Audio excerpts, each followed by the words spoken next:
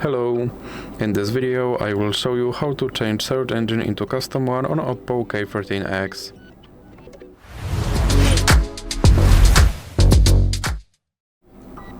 So you have to start by opening your internet browser, then click on your search bar and you have to go to your custom search engine website, and for this video I will use yep.com, and you have to search something with your custom search engine.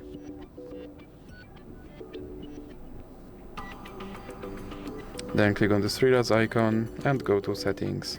Now click on search engine, and in recently visited you should have yep.com option, so you can select that and then you can go back. And as you can see, my search engine is now changed to Yep. So that's it for this video. If you liked it, please remember to leave like and subscribe.